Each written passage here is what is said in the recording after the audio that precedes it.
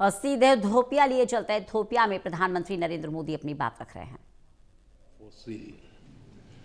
They are speaking of a beginning. A beginning that belongs to all of us, whether we live in Addis Ababa or in Ayodhya. In India, we say, Vasudhaiv Kutumbakam. The world is one family. It reminds us that beyond politics, beyond borders, beyond differences, we share a common origin. And if our beginning was shared, then our destiny must also be shared. Honorable members, India and Ethiopia share warmth in climate as well as in spirit. Nearly 2,000 years ago, our ancestors built connections across great waters. Across the Indian Ocean, merchants sailed with spices, cotton, coffee, and gold.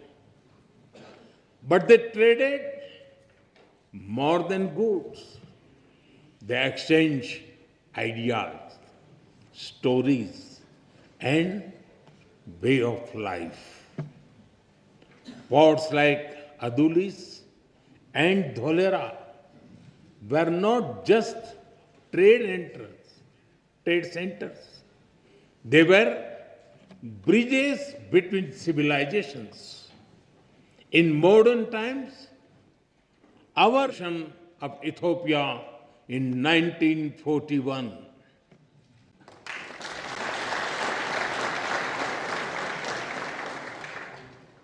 Our formal diplomatic relations began soon after India became independent. But even before embassies were set up, our people had already started writing a new chapter together. Thousands of Indian teachers came to Ethiopia. They taught children in Addis Ababa, in Dire, from Bahirdar to Mekele.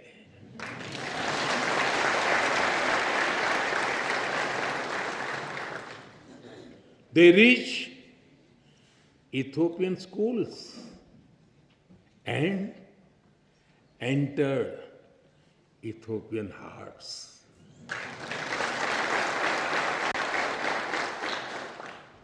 Even today, many Ethiopian parents speak warmly about Indian teachers who shaped the future of their children. And just as Indian teachers came here, Ethiopian students also traveled to India, seeking knowledge and friendship. They went to India as students and returned home as the builders of modern Ethiopia.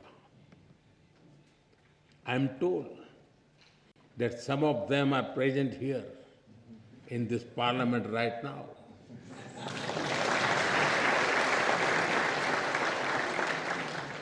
Including the Honorable Speaker Tagese Chapo.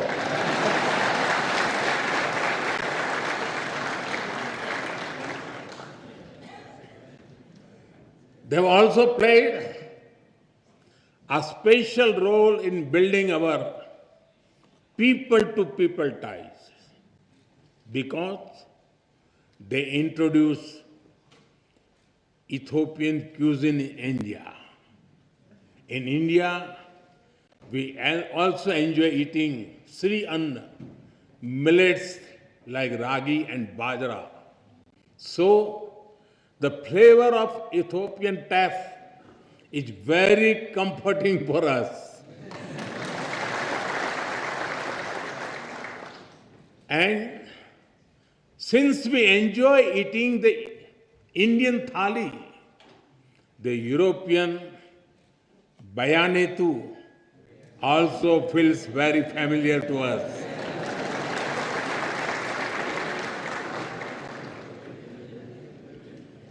Honorable members, today Indian companies are among the largest foreign investors in Ethiopia.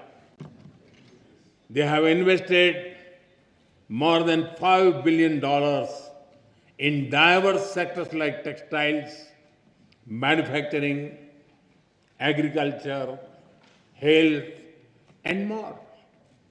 And they have created more than 75,000 local jobs.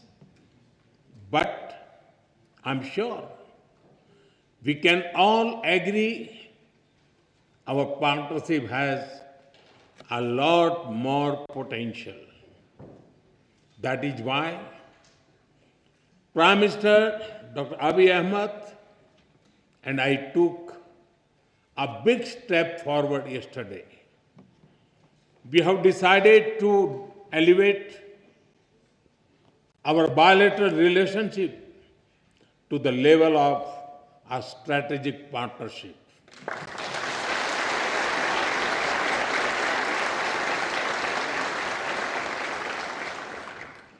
This will unleash the potential of our economics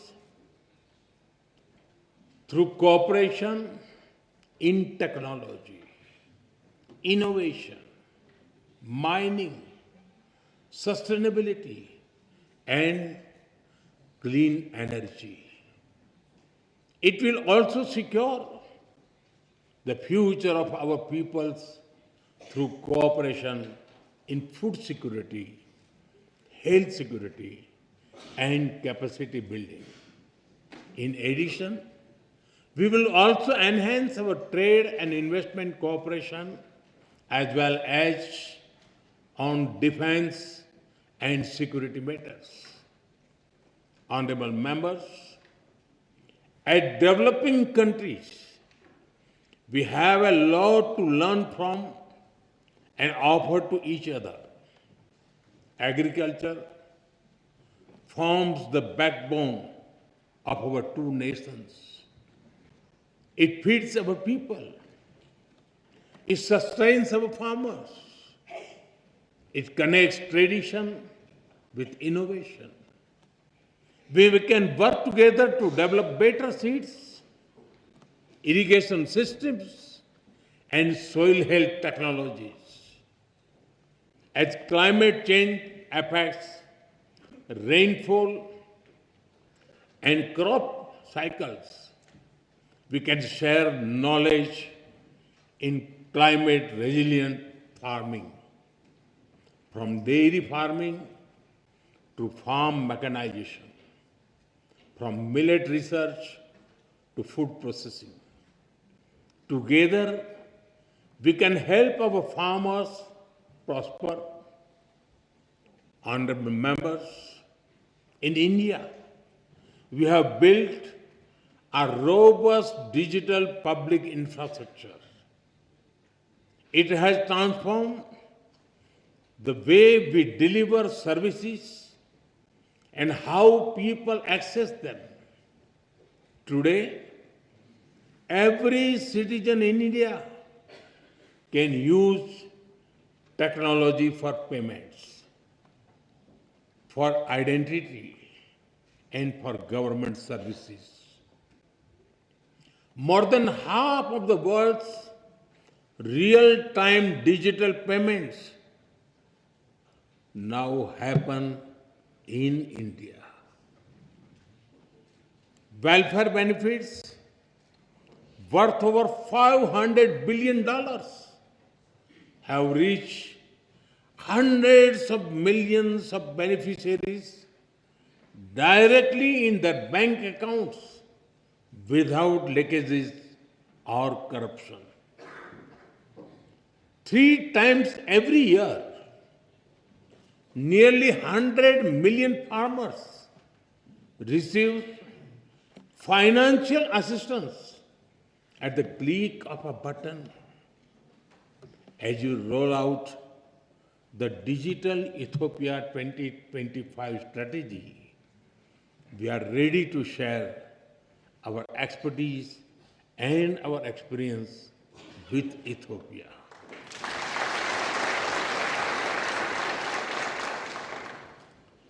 And we are honored that you have picked India as a trusted partner to develop the data center for your foreign ministry.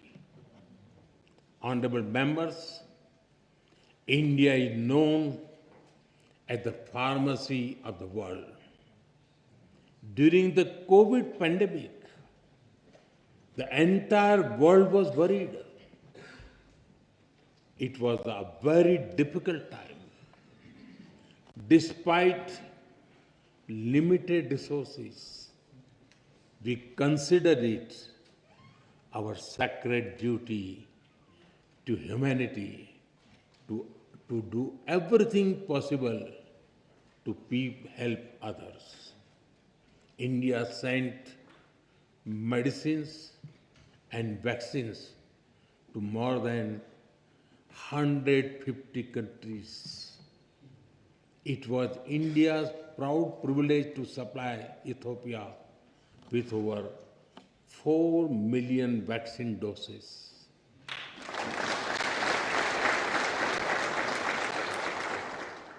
And our good fortune to do so in partnership with the WHO, led by Dr. Tedros, a proud son of Ethiopia, known in India as Tulsi Bhai.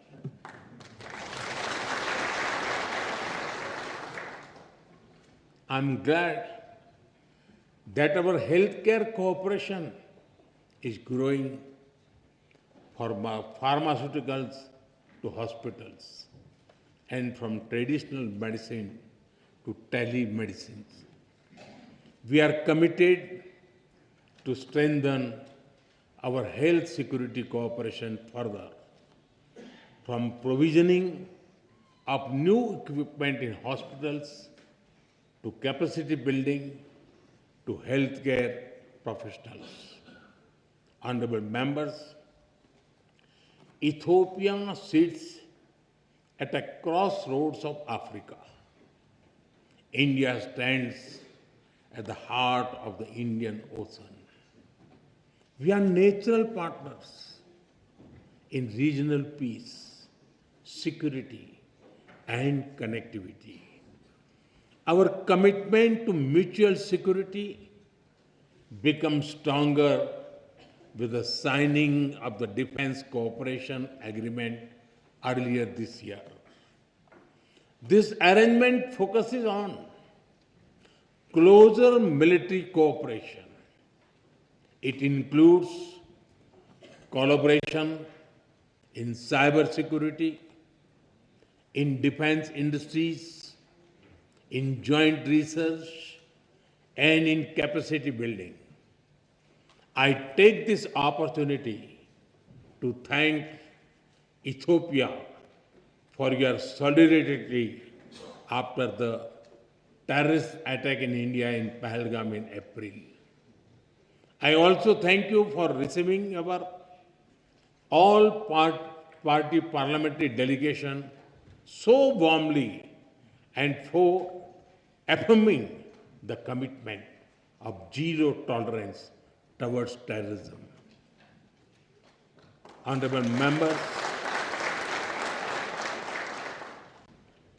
as vibrant and diverse democracies, we both understand that democracy is a way of life and it is a journey.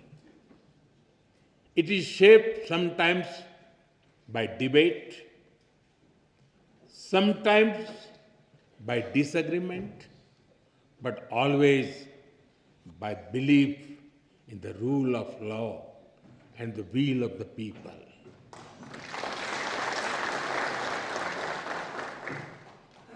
Both our constitutions are reflects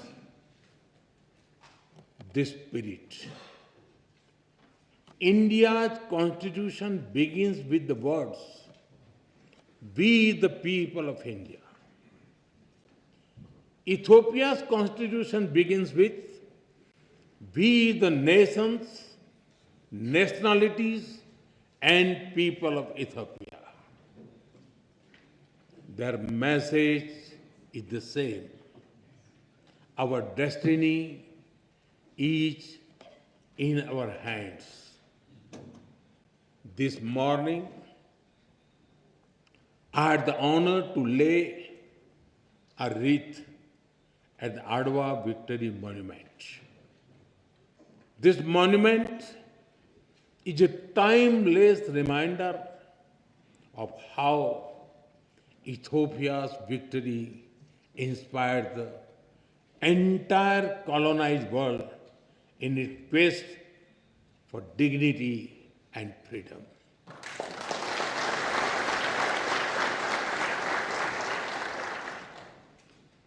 And in these times of conflict and uncertainty, it is a reminder that the people of the global south can stand up for themselves.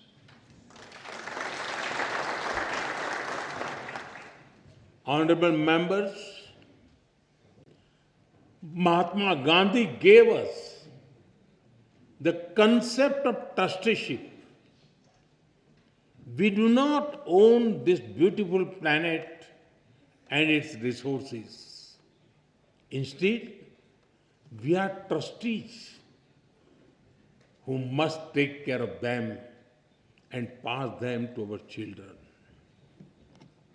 The spirit of trusteeship that guides India's Ek Ped Maa Ke Naam, a tree for mother.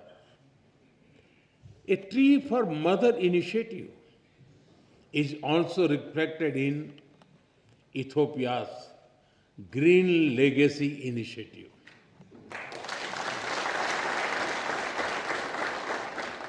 Both our nations believed in caring for Mother Earth. Both believe in giving back to nature. Together, let us work on renewable energy and green jobs. Let us work on disaster resilient infrastructure and biofuels. And let us raise a strong voice for climate justice. India will be happy to support Ethiopia's effort to give a powerful voice to the global south at COP32 in 2027. Honorable members, I am told that there is a saying in Ethiopia, when spider webs unite, they can tie up a lion.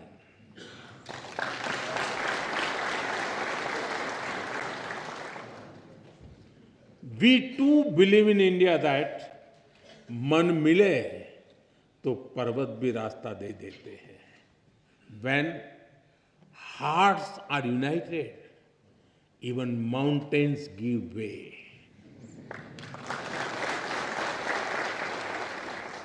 Indeed, solidarity is a strength and cooperation is power. And today, as nations of the global south, as ancient civilization, as friends, India and Ethiopia are standing together.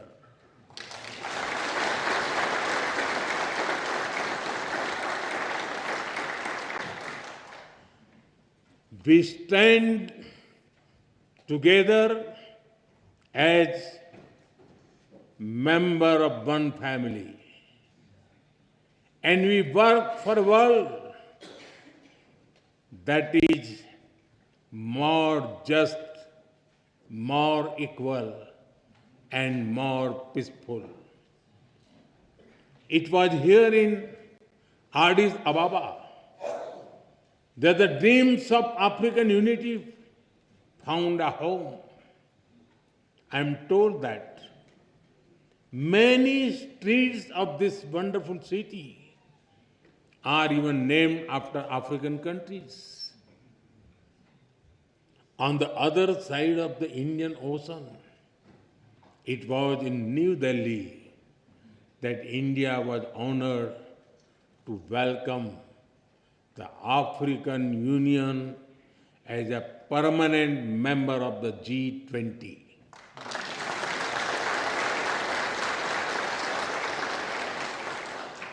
Last year, we marked another historic step with the inclusion of Ethiopia as a full member of the BRICS.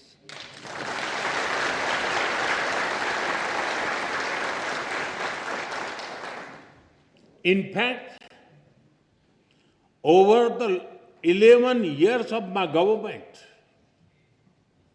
the connection between India and Africa has grown many-fold. During this period, we have exchanged more than 100 visits at the level of head of the states and governments. Honorable members, the global south is writing its own destiny, and India and Ethiopia share a vision for it. Our vision is of a world where the global south rises not against anyone, but for everyone.